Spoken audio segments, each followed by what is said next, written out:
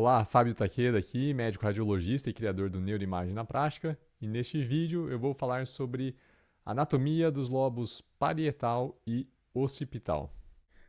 Muito bem, anatomia dos lobos parietal e occipital. Eu gosto de começar primeiro olhando aqui a superfície medial, tá, dos lobos parietal e occipital, porque aqui a gente tem vários marcos anatômicos que uma vez que você sabe identificar, fica bem fácil, né, de fazer a separação das diferentes estruturas.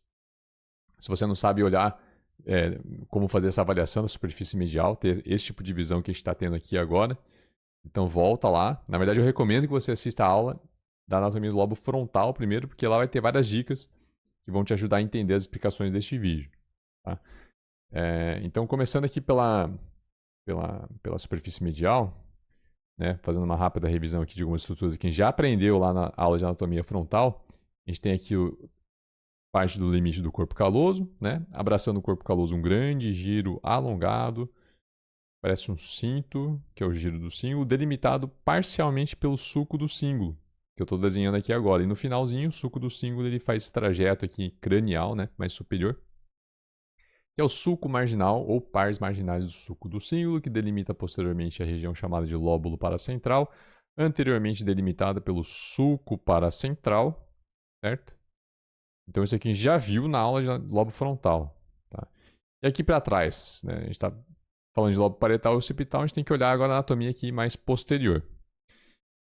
O primeiro sulco que chama mais atenção é um sulco bem profundo aqui na superfície medial, mais uma vez, tá? Superfície medial, que é o sulco parieto-occipital. Né? Um sulco autoexplicativo, vai separar o lobo parietal anteriormente do lobo occipital posteriormente. Então, quando a gente fala no sulco parieto-occipital, geralmente no plano sagital, o pessoal não tem muita dificuldade, sabe, para identificar. É um sulco bem profundo ali, né, separando a superfície medial dos lobos parietal e occipital.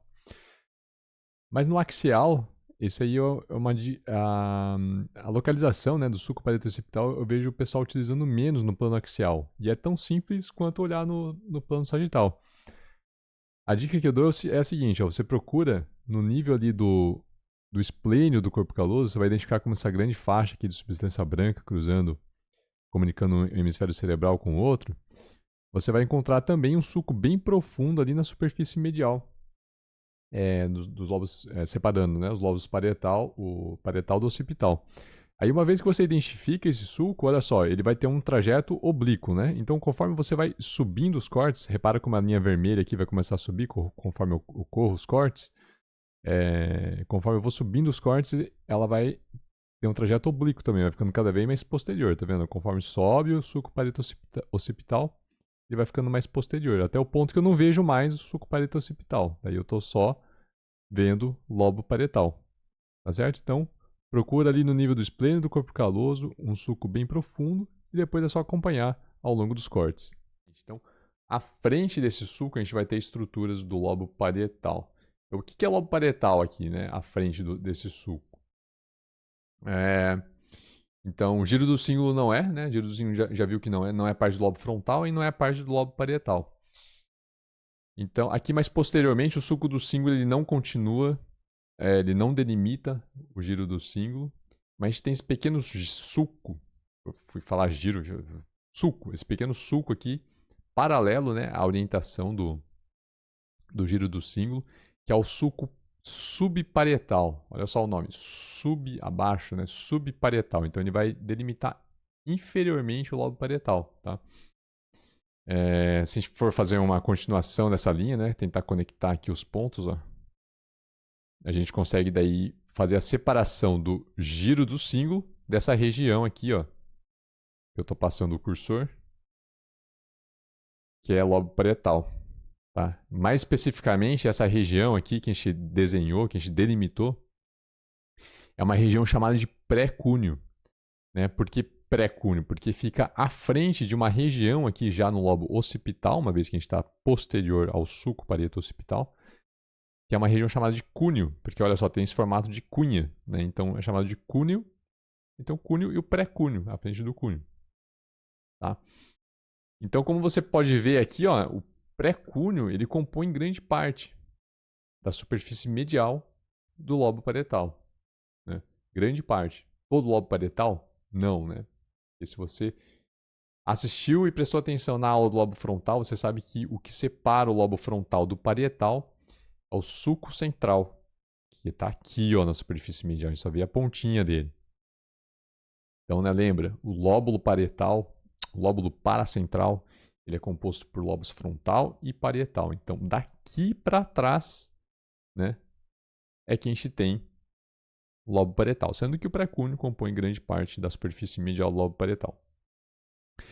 Posteriormente, aqui no lobo occipital, a gente já tem o cúneo que a gente delimitou. Ele vai ser separado por esse sulco importante aqui, que é o sulco calcarino. E ele é importante porque ao redor dele, junto ao sulco calcarino, fica disposto o córtex visual primário. Tá? E abaixo do sulco calcarino fica o que a gente chama de giro lingual. Daqui a pouco a gente vai falar um pouco mais sobre o giro lingual. Muito bem. Córtex visual primário. Falando em córtex visual primário,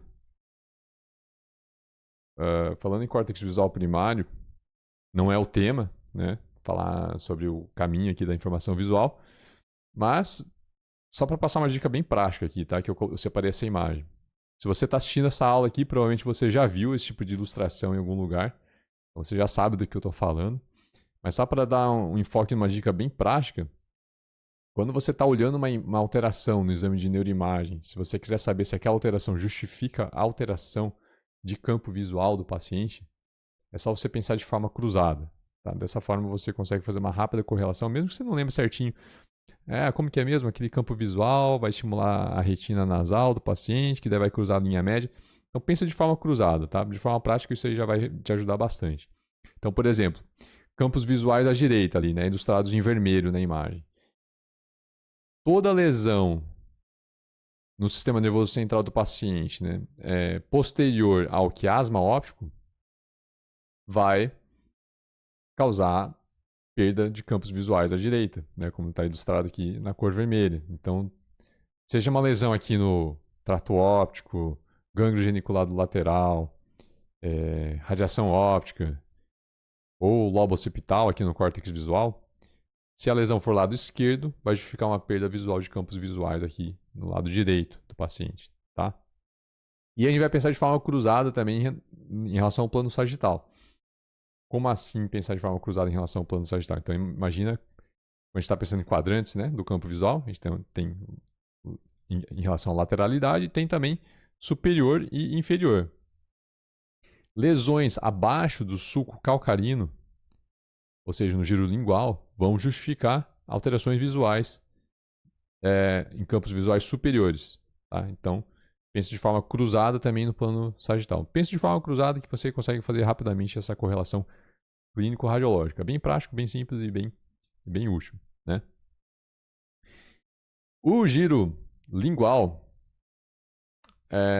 ele faz parte de um giro bem alongado chamado giro occipitotemporal medial. Ele é um giro bem alongado, por isso que eu precisei fazer essa imagem aqui meio esquisita, né? É um sagital oblíquo essa imagem aqui inferior, para tentar pegar a maior extensão possível desse giro. Olha só o nome, giro occipitotemporal medial. Né? Ele tem uma parte occipital ali, que é o giro lingual. Olha só, abaixo do sulco está aqui o sulco calcarino, né? O cúneo. Abaixo aqui está o giro lingual. Então, giro occipitotemporal. A parte occipital chama-se giro lingual. E a porção temporal é chamada de giro parahipocampal. Está aqui a correlação no plano coronal.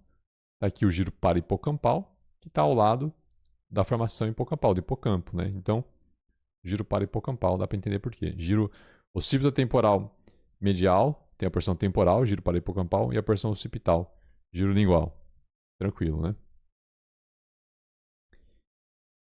E na superfície dorsolateral, na convexidade cerebral, o que a gente consegue delimitar em relação ao lobo parietal? Aqui a gente está no lobo parietal, né? Então, olha só. Aqui a gente está vendo parcialmente o sinal do gancho do ômega invertido, né? Sinal do gancho. Área motora da mão, né? Sulco central. Para frente, lobo frontal. Para trás, lobo parietal. Imediatamente posterior, giro pós-central, que é delimitado posteriormente pelo sulco pós-central. Né? Sulco central, sulco pós-central. Aí tem um sulco que vai fazer intersecção com o sulco pós-central, que é o sulco intraparietal. Aí o sulco intraparietal vai separar o lóbulo parietal superior, tá? Então, lobo parietal. Tem o lóbulo parietal superior, que é medial ao sulco, quando você está olhando aqui no plano axial. E lóbulo parietal inferior, que é lateral ao sulco intraparietal, quando você está olhando aqui no plano axial. E o lóbulo parietal inferior a gente vai conseguir avaliar mais detalhadamente através do plano sagital, num corte mais lateral. Tá? A gente está aqui um corte mais lateral na cabeça do paciente. A gente está conseguindo ver aqui uma grande extensão aqui do sulco lateral, né, da fissura de Sylvius. E aqui, nesse corte mais lateral, a gente consegue enxergar que tem essa porçãozinha aqui mais ascendente aqui, ó, do sulco lateral, da fissura de Sylvius. Eu vou apelidar, não é o nome oficial, tá? Eu vou apelidar de porção marginal da fissura de Sylvius, porque tem um giro que abraça essa porçãozinha final aqui, que é o giro supramarginal, tá? Primeiro giro que a gente vai conseguir diferenciar do lóbulo parietal inferior, giro supramarginal. É só enxergar o giro que está abraçando, formando uma capa aqui, ó, dessa porçãozinha final mais posterior da fissura de Sylvius. E posteriormente a esse giro supramarginal fica o chamado giro angular. Então são esses dois giros que vão compor o lóbulo parietal inferior. Tá? Aqui está o sulco central, né, visto no plano sagital, giros pré e pós-central, e aqui o sulco pós-central, posteriormente. E lateralmente, no plano axial ao sulco intraparietal, fica aqui o lóbulo parietal inferior, que a gente consegue estudar com mais segurança no plano sagital. Pelo menos, na minha opinião, fica mais fácil diferenciar o giro supramarginal do angular aqui no plano sagital. Tá? E aqui fazendo a correlação. No plano sagital com o plano axial. Ó, sulco intraparietal, lateralmente lóbulo parietal inferior. E se a gente olha no sagital, fica fácil separar, né, o giro supramarginal do giro angular. Tá, vamos ver um casinho na prática aqui para reforçar o conhecimento, né, das dicas de anatomia. Então aqui a gente tem uma tomografia de crânio sem contraste, plano axial. Tem uma pequena calcificaçãozinha aqui no parênquima encefálico, né, na região subcortical da superfície que está voltada aqui para a linha média aqui, né, para a superfície medial do hemisfério cerebral esquerdo, tá? Então, uma forma que a gente pode utilizar para localizar, né, com mais segurança é fazer a reconstrução, né? Fazer a reconstrução ali. Cadê a calcificação? Tá aqui, ó. Aqui, né, no plano coronal, dá para ver, ó, tá vendo? Bem na região subcortical, a superfície voltada para a linha média. E no plano sagital fica fácil de identificar. Passando rapidamente aqui pelos marcos anatômicos, sulco do cíngulo, vou desenhar só a parte posterior, sulco marginal, limite posterior do lóbulo paracentral.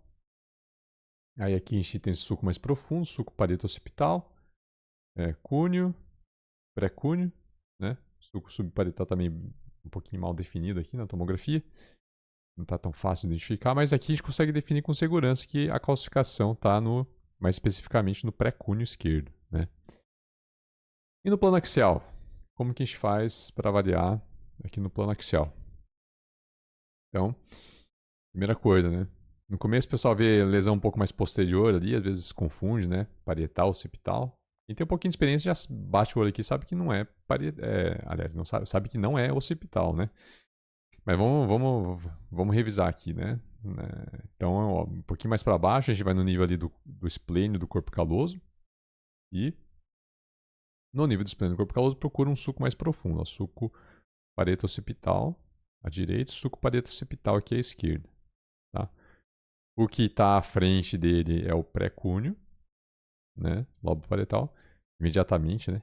Por que eu reforço imediatamente? Porque tem um primeiro giro, ó, tá vendo o córtex cerebral aqui, ó? Primeiro giro que fica imediatamente adjacente ao corpo caloso, qual que é? É o giro do cíngulo, né? É o giro que sempre está abraçando o corpo caloso, tá? Uma vez que você identifica ali mais para baixo, no nível do esplêndido do corpo caloso, o sulco parieto-occipital, é só ir seguindo ele, ó. Ele vai ficando mais posterior, né? Pré-cúneo, cúneo. Pré-cúneo, cúneo, vai ficando mais posterior, daí ele some, não vejo mais, né? Então aqui, ó, só tem o pré-cúneo, tá? Não tem mais superfície medial de lobo occipital, aqui é só lobo parietal. Então, pronto. Aqui eu já poderia afirmar, né? Que tá no pré-cúneo. Ah, mas eu quero confirmar, né? Não tenho certeza ainda não se está no lóbulo paracentral, por exemplo, que estaria mais à frente. E daí, para separar, eu vou procurar então o suco marginal, né? Então, o sinal do bigode. Vou num corte mais superior. Óbvio que é importante, né? Você saber várias dicas, porque às vezes tá meio esquisitinho ali o suco central, não tá aquela morfologia. No lado direito aqui, até no lado direito do paciente, né? Não tá um ômega muito bem definido, mas eu vejo 2 giros paralelos aqui, ó. Eu vejo o suco parietal superior terminando no suco pré-central. Se eu sei que é o pré-central, eu sei que esse aqui é o central. Se eu sei que é o central, esse um pouquinho mais posterior a ele é o final do bigode, suco marginal. Eu sei que aqui é o suco marginal, eu sei que o lóbulo paracentral está aqui à frente e aqui imediatamente posterior está o pré-cúneo. Vou descendo os cortes, está ali a calcificação, né? Então na região subcortical do pré-cúneo esquerdo. Bom, então aqui a gente tem um axial flare, uma imagem axial de ressonância magnética, flare T2. Está num corte bem inferior, eu sei que é inferior porque a gente consegue ver, olha só, a gente vê as órbitas aqui na frente. Eu vejo também uma parte do tronco encefálico, né? Parte da ponte. E é possível identificar também essa mudança aqui no padrão dos sulcos, né? Do parênquima encefálico, olha só. Aqui, ó, no compartimento supratentorial, eu vejo esse padrão de sulcos entre giros corticais. Os giros são mais espessos, né? E aqui, ó, eu vejo sulcos bem fininhos separando folhas cerebelares, né? As folhas cerebelares são bem fininhas, com essa orientação, com aspecto mais paralelo. E muda bastante o padrão da orientação em relação ao compartimento supratentorial, ao parênquima cerebral. Essa mudança de padrão é interessante, principalmente na tomografia, né? Porque na tomografia a tenda cerebelar, né, que separa o compartimento supra do compartimento infratentorial, muitas vezes não é tão fácil assim de identificar como na ressonância magnética, então essa mudança de padrão dos sulcos contribui bastante. Então nesse corte mais inferior aqui, onde eu já vejo parte do parênquima encefálico, eu estou no nível aqui onde eu identifico, né, já a tenda cerebelar, o nível do lobo occipital, mais especificamente do giro lingual, tá? Geralmente nesses níveis que eu consigo ver a tenda cerebelar, eu estou vendo já o giro lingual, que é aquela região mais inferior na superfície medial do lobo occipital, né? Então essa lesão aqui, ó, essa área de encefalomalácia barra gliose, né, ela está cometendo o giro lingual, que faz parte do giro occipitotemporal medial, né? O giro occipitotemporal medial no lobo occipital se chama giro lingual, e lá na frente, no lobo temporal, vai se chamar giro para-hipocampal. Então, é uma lesão occipital, mais especificamente acometendo o giro occipitotemporal medial, mais especificamente no lobo occipital, né? Então, giro lingual. E se você gostou deste vídeo, não esquece de deixar seu like, fazer sua inscrição no canal, ativar as notificações também para ter certeza de que você não vai perder nenhum conteúdo e compartilhar com seus colegas que podem se beneficiar com esse mesmo tipo de assunto. Tá bom? Então, espero que tenha gostado e te encontro no próximo vídeo.